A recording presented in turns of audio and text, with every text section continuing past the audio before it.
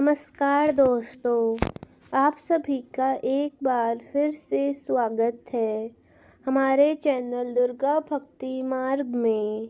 आज मैं आप सभी को सुनाऊंगी रामेश्वर ज्योतिर्लिंग की कहानी। इस ज्योतिर्लिंग को रामेश्वर ज्योतिर्लिंग अथवा रामनाथ स्वामी के नाम से भी जाना जाता है। रामेश्वर ज्योतिर्लिंग तमिलनाडु प्रांत के रामनाथपुरम जिले में स्थित है। इस ज्योतिर्लिंग की स्थापना की पौराणिक कथा इस प्रकार है। भगवान विष्णु के राम अवतार में जब रावण सीता जी को लेकर लंका गया, तब सुग्रीव के साथ वानर सेना लेकर श्री राम समुद्र के तट पर आए। वे विचार करने लगे कि समुद्र को कैसे पार किया जाए। इतने में ही उनको प्यास लगी। वानर उनके लिए मीठा जल लेकर आए। श्री राम ने प्रसन्न होकर वह जल ले लिया। तभी उन्हें स्पष्ट हो गया कि मैंने अपने स्वामी भगवान शंकर का दर्शन तो किया ही नहीं, इसलिए मैं जल ग्रहण कैसे कर सकता हूँ। तब श्री राम ने जल को रख दिया और वह पार्थिव शिवलिंग का निर्माण करने लगे। श्री राम ने उस शिवलिंग की विधि पूर्वक पूजा अर्चना की और महादेव से प्रार्थना की कि हे महेश्वर, हे स्वामी, आपके सहयोग के बिना मेरे कार्य की सिद्धि अत्यंत कठिन है। रावण भी आपका ही भक्त है, इधर मैं भी आपका ही दास हूँ, सर्वथा आपके ही अधीन रहने वाला हूँ। इस प्रकार स्तुति करने पर भगवान शंकर माता पार्वती के साथ तत्काल वहां प्रकट हो गए। श्री राम की भक्ति से संतुष्ट होकर महेश्वर ने उनसे कहा कि श्री राम, तुम्हारा कल्याण हो, वर मांगो। श्री राम ने स्तुति एवं प्रणाम करके युद्ध में विजय प्राप्त की। तब भगवान शंकर ने कहा, हे राम, तुम्हारी जय हो। श्री राम ने विजय वरदान पाकर वह महादेव से नतमस्तक होकर प्रार्थना की कि हे मेरे स्वामी शंकर, यदि आप संतुष्ट हैं तो जगत कल्याण के लिए सदैव निवास करें। श्री राम के ऐसा कहने पर भगवान शंकर ज्योतिर्लिंग के रूप में यहाँ प्रकट हुए। तीनों लोकों में वह ज्योतिर्लिंग रामेश्वर के नाम से प्रसिद्ध हुआ। उसके प्रभाव से ही आपाद समुद्र को अनायासी पार करके श्री राम ने रावण आदि राक्षसों का संहार किया और अपनी पत्नी माता सीता को पुनः प्राप्त कर लिया। तब से इस भूतल पर रामेश्वर की महिमा का प्रसार है। भगवान रामेश्वर सदा की महिमा का प्रसार हुआ और भगवान रामेश्वर सदा भोग तथा मोक्ष देने वाले हैं तथा भक्तों की समस्त इच्छाएं पूर्ण करने वाले हैं। जो दिव्य गंगा जल से रामेश्वर ज्योतिर्लिंग को भक्ति पूर्वक स्नान कराता है, वह देव दुर्लभ समस्त भोगों का उपभोग करके अंत में मोक्ष को प्राप्त कर लेता है। तो यह थी रामेश्वर ज्योतिर्लिंग की स्थापना की पौराणिक कथा। अब बात कर लेते हैं इस मंदिर से जुड़े कुछ रोचक तथ्यों के बारे में। रामेश्वर तीर्थ एक पवित्र तीर्थ है। यह तीर्थ चारों धामों में एक धाम है तथा यहाँ स्थापित शिवलिंग 12 ज्योतिर्लिंगों में से एक है। भारत के उत्तर में काशी की जो मान्यता है, वही मान्यता दक्षिण में रामेश्वरम की है। इसीलिए रामेश्वरम मंदिर को दक्षिण की काशी भी कहते हैं। रामेश्वरम चेन्नई से लगभग 560 किलोमीटर की दूरी पर दक्षिण पूर्व में स्थित है। यह हिंद महासागर और बंगाल की खाड़ी से चारों ओर से घिरा हुआ है। एक सुंदर शंख आकार द्वीप पर है।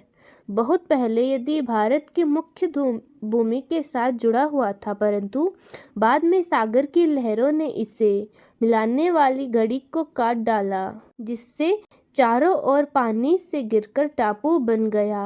रामेश्वर मंदिर का गलियारा विश्व का सबसे लंबा गलियारा है। यहाँ उत्तर दक्षिण में 10 मीटर एवं पूर्व पश्चिम में 133 मीटर लंबा है। इसके परकोटे की चौड़ाई लगभग 9 मीटर है।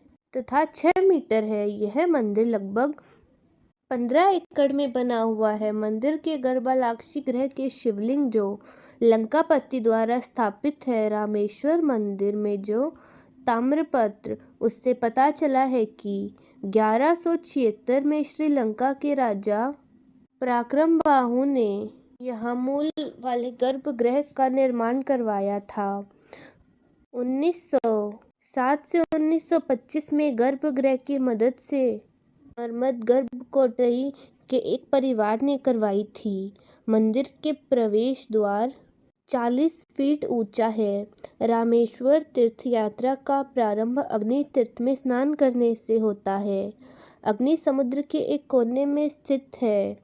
भगवान राम ने इस स्थान पर स्नान किया था।